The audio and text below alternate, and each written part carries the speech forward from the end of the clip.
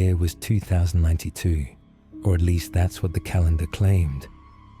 Time felt like a distant concept up there, on the Sea of Tranquility, where the domes glowed a sickly amber beneath the ever-black sky. Life on the moon had never been idyllic, but it had become unbearable in recent months. Talk of insurrection buzzed through the air like static. The unified lunar governance was collapsing under its own weight, its promises of freedom and equality lost in the echo chambers of reinforced steel corridors. Lukas was only 23, born in Dome 7C, just outside the Tranquility Crater Ridge. He'd never seen Earth. His mother used to tell him bedtime stories about trees and oceans and the wild open sky, concepts so alien they might as well have been fairy tales.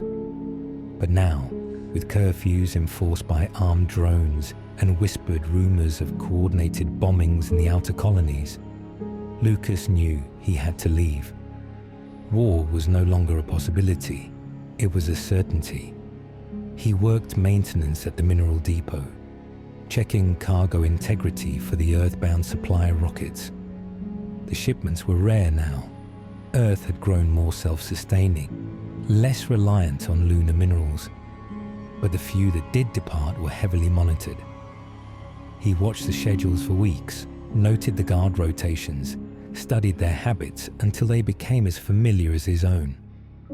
Then one night, under the artificial dusk of Dome 7C, seas flickering sky panels, Lukas did what no one had dared before.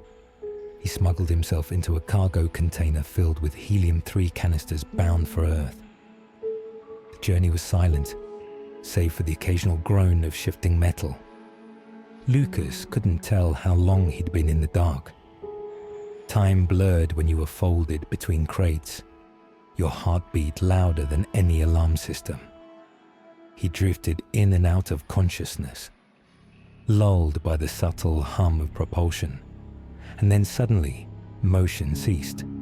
The container jolted violently, then hissed open, revealing a blinding light that stabbed into his retinas. He coughed, gasped, stumbled out. Earth, or what was left of it. The air was warm but dry, like breathing through cotton soaked in dust. The sky was not blue, but a muddled smear of ochre and grey, like it had been stained by smoke that never left.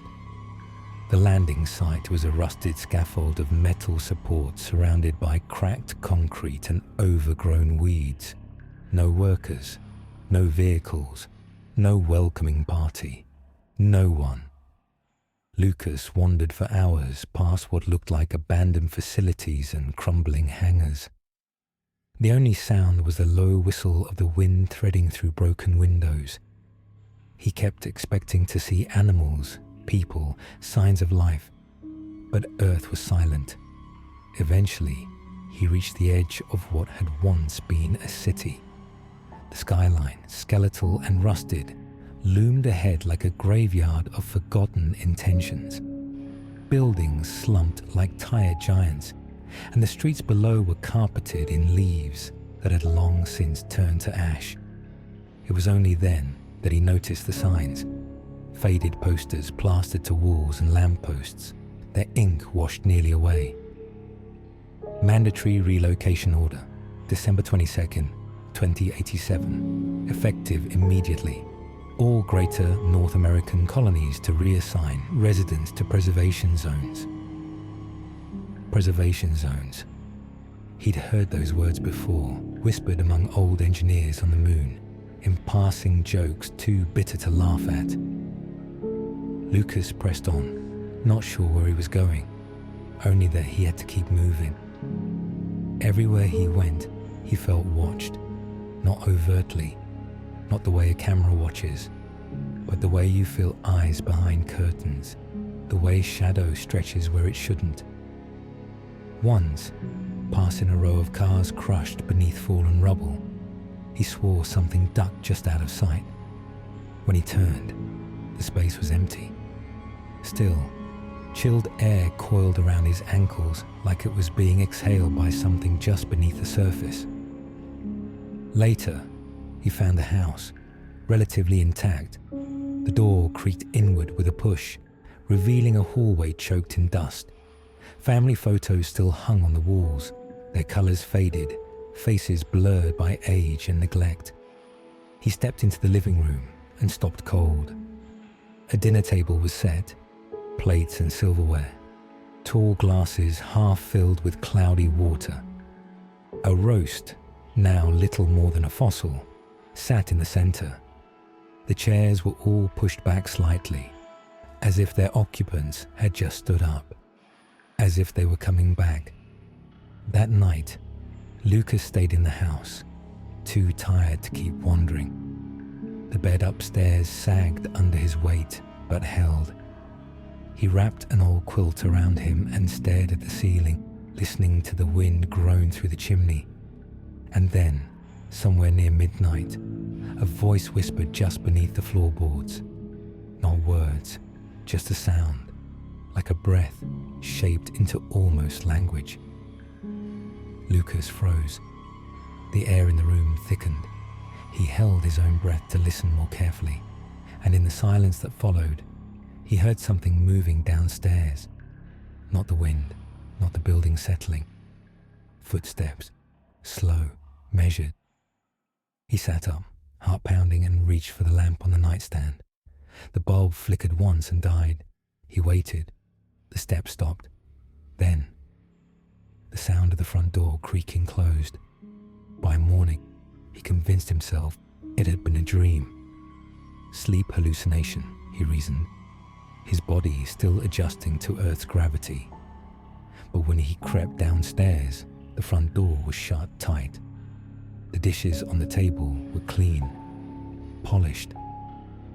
Lukas fled the house without looking back.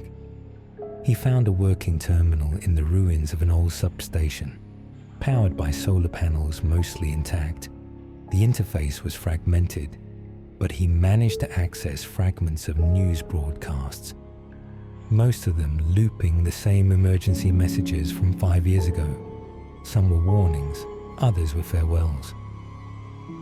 A neurological anomaly has been detected in multiple preservation zones. Symptoms include sudden dissociation, hallucinations, and sensory disruption. Cause unknown. Survivors advised to remain in isolation. Another clip from a scientist with sunken eyes and a trembling voice. We thought it was the atmospheric change from the climate reversals, but it's not environmental.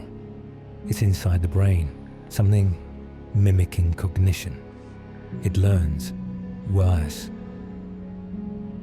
Lukas sat back, skin crawling. He understood then. Earth hadn't evacuated because of war or plague. It had been something worse. Something that infected perception, that used human minds like a stage. He began seeing things after that. Not clearly, just shapes at the periphery of his vision. A woman standing behind a tree, vanishing when he turned. A man in a business suit walking down an empty road, disappearing behind a building that had no backside. And the voices, always just behind him, not taunting, not threatening, just repeating. His own thoughts echoed back to him with slight warps, like a record skipping on the most private parts of his mind. He tried to leave the city, heading toward what old maps claimed was a relocation center near what used to be northern Colorado. The roads were cracked open, overtaken by roots and rust, and the farther he traveled, the more he realized the landscape itself was wrong. Buildings reappeared after he passed them. Same facade, same graffiti, same broken clock stopped at 4:17. Trees leaning the exact same way down different stretches of road. Days passed, but the sun never moved properly. It would rise, then fade, then rise again from the opposite horizon. The world had become a loop, or maybe he had. One night he found another house. He didn't mean to stop, but exhaustion forced him through the door. Much like the first, it was perfectly preserved. Dinner on the table, soft music playing from nowhere, and on the couch, sitting upright, hands folded in its lap, was garbed him, Lukas, or a version of him, eyes open but unfocused, skin pale as if drained. It didn't move, didn't blink, didn't breathe, but his mouth was open, whispering, faintly, just loud enough to hear the shape of his own name repeated over and over. Lukas. Lukas. He ran, fast, wild. The trees around him bent in unnatural angles, branches reaching down like curious hands, and all the while, the voice followed him, not growing louder, but closer, like it was no longer sound, but something in his bones. That's when he realized the truth. He hadn't escaped anything. The moon's war, the failing government, the desperation. All of it had driven people back to Earth, to a place humanity was no longer welcome. In the absence of people, the planet had been claimed by something else. Something that didn't just imitate life. It wore it, used it as a mask, as a snare. Now Lukas sits in a room much like the first one he found. He doesn't remember how he got here, but the table is set, the roast is warm, the glass is full, and tonight, when the door opens, another version of him will walk in, eyes wide, breathless, thinking he's finally found sanctuary. And somewhere beneath the floorboards, another whisper will begin, waiting